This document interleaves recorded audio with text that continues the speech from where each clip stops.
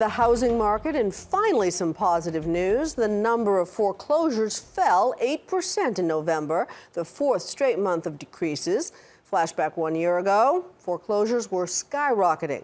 But still, problems persist for millions, though in one city, the city of brotherly love, a solution, as my co-anchor Terry Moran reports. Home cooking. There's nothing else in the world like it. I put too much grease in here. Sherelle Thomas is frying chicken for dinner in her kitchen. I did this myself. In the home she and her husband, Tony Coles, have made together for 14 years. I remember when we first got here, Sherelle said to me, is this what you want, Tony? Is this what we need? Yes, this is it, this is it, this is it. This is the one we're gonna get right here. God, he didn't like anything else. But Sherelle and Tony almost lost their home on this pretty street in the Germantown neighborhood of Philadelphia. A harrowing, stressful, year-long struggle against foreclosure. It's home. That's the word. It's home. As long as we was in that situation, we were scared that it wasn't. We were scared that we had to up and go at any moment. Any moment. Tony, an Army veteran, lost his job as a janitor. He suffers from seizures, and they've become more frequent. Sherelle, a hospital technician, got a pay cut. At our age, it's kind of bad to have to go back to mom, but it happens. Millions of Americans are facing the same kinds of desperate challenges. But because Sherelle and Tony live in Philadelphia, there was a place they could go before they were evicted. Courtroom 676. It may all look and sound pretty chaotic here. 101, mortgage electronic registration systems. What you are seeing is one of the most creative and aggressive responses to the housing crisis anywhere in the country.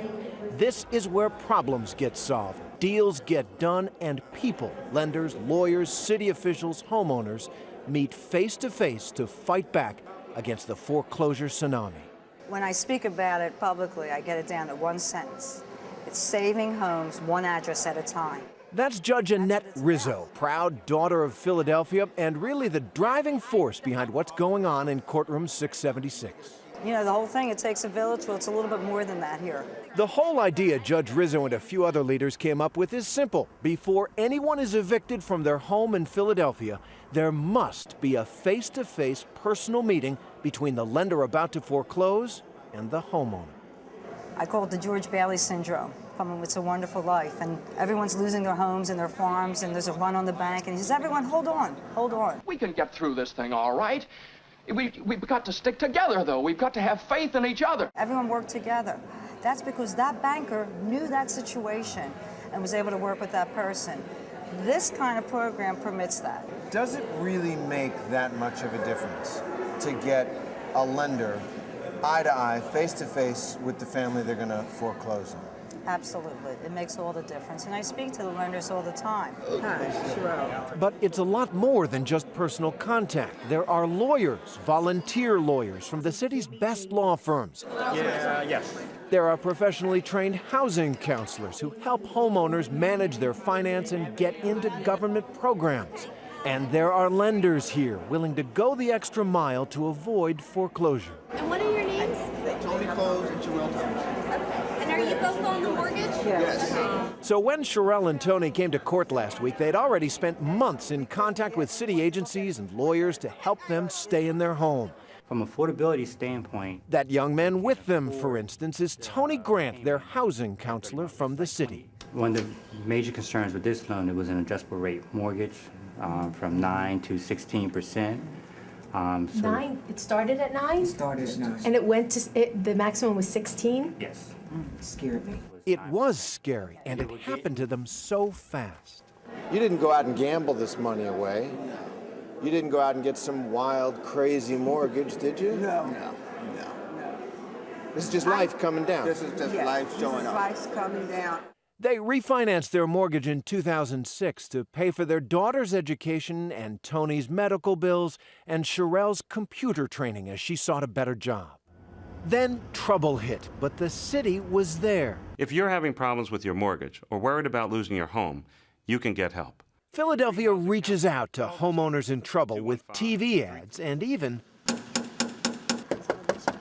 Hi. sends housing advocates door to door to get help to homeowners facing foreclosure. We've given people not only a sense of hope, but they can actually see results. Philadelphia Mayor Michael Nutter has championed the approach Judge Rizzo leads. It's paid off.